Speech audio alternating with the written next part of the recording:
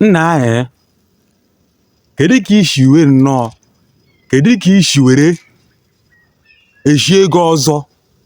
akpọ gị itie ị na-represent obodo ndị obodo amara gị asonye ama ama ati ime mmemme ngwa ya nọ n'isi oche na-awa ọjị obodo na-enye gị ugwu asa onye ama n'obodo ngwa bụ n'owu ihe ọbụla a na-eme n'obodo ọ na-akpọ ha gị ịma nọ ihe ahụ ebidobe ị nwee this kind of privileges ọ bụrụ ife ị na-eme n'azụ bụ ịra ndị ajadu ịra ndị ụmụ nwaanyị ajadu di ha ngwere anwụ ka ị na-aga ara wee na-eme ha intimidate ọkwa ịfụrụ ọ bụrụ na ị na-eti aka n'ọdịrị ihe a this 2024 ịnwe ya kara gị mma iwepụ onwe gị na ya maka na aka kpara gị this time around ihe kọcha ihe ịfụrụ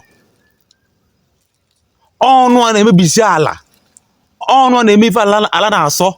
ekpiri gị okpu ka ị wee chekwawa obodo ka ị wee bụrụ a good reputation to young ones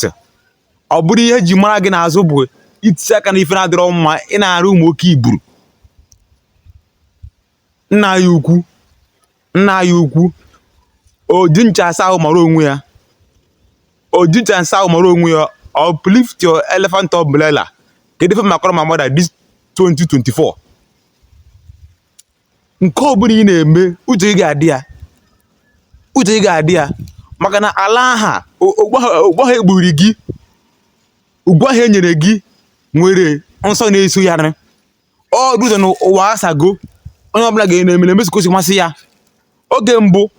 mgbe obodo ka dị mma mgbe ala ka dị mma iti aka na ihe ọdịrị ihe ọjọọ anụ ala etigbuo gị that is it ala etigbuo gị ma kịta anụ a people na-emezi ya as if normal thing nke ọbịa we can do that and get away with it ọ dụtọ ife emebigo these things should stop. Nna ya ukwu ebe ọ bụ ị na-ekiri mụ na ị na-eme ya na nzuzo ọ na na-eme emebu nwere ife akara gị mma ịkwụ aka enwe gị na ọrụ onwe gị focus on your wife, on your children, represent obodo enwe ozi obodo dịrị gị kwanyere obodo ugwu mee ihe a gwara gị maka ọ bụghị ịbịa anacha oke iburu anacha nwunye mmadụ gị bịa enye gị ọjị gị na-agwa n'okeshọn na-akpọku ala na-akpọku elu.